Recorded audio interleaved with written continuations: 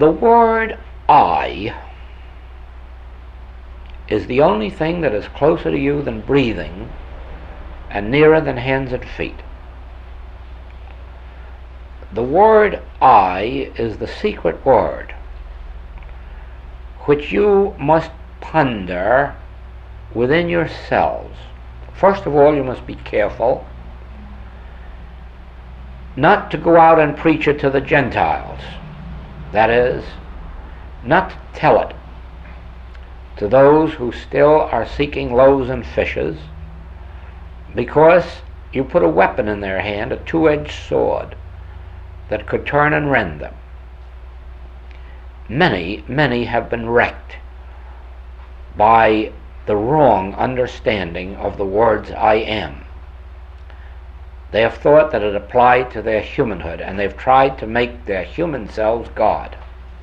Or they've tried to make I play God to their human wants and wishes and desires. And in that they've come upon sad days. But I say to you, sacredly and secretly, take the word I into your consciousness and pick up your Gospels and read them through, and note particularly that I will never leave you nor forsake you, that I am the bread, so that when you say, I have meat the world knows not of, or bread or wine or water, you'll know what that bread, meat, and wine is. It's I. I have meat. Wherever that I is, there is meat. Not only I have meat, I am the meat. I am the bread. Not only I have bread, I itself is the bread. And it is only as in gentleness, in sacredness, that you handle that word I, that you come into God's actual presence within yourself. I is the secret word. I is the holy word. I is the word that the Hebrews were never allowed to speak.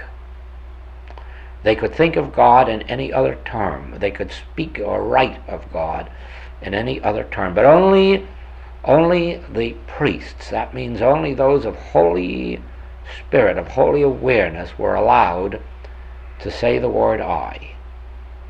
And so it should be with us. We can speak in our human way of I, Joel, to each other, I, Bill, or I, Mary. But within ourselves, we must learn to think of God as I. And then when we do, we say, oh, that is why the place whereon I stand is holy ground. Because I is there. I is right where Joel is. And that's why where Joel is holy ground, because I is there. And right where I is, if it were in the desert, I would lead Joel to an oasis. I have and I am. All that the Father hath is mine. All that God is, I am, by virtue of I, not by virtue of Joel. That's the man who must die in order that I may be reborn. If you destroy this temple, Jesus won't rebuild it. Jesus will be dead in a tomb, but I will rebuild it, and Jesus will then walk the earth again. I is the secret. I is that word which, when it is understood in its gentleness, in its sacredness, becomes outwardly our supply, our companionships, our successes, our joys, our inspirations. It is only then that humility can properly be understood. Humility comes only in proportion as we understand that God planted in us an inner grace, that which is to be with us unto the end of the world. It is to be our demonstration unto the end of the world. It is to go before us to make the crooked places straight. It is to go before us to prepare mansions for us. It is to be all things unto us. And it is that I am the way. I am the way.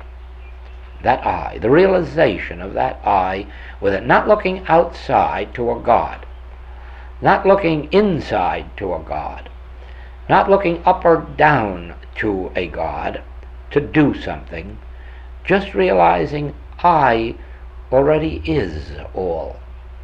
I already is about the Father's business. That is the meaning of that message.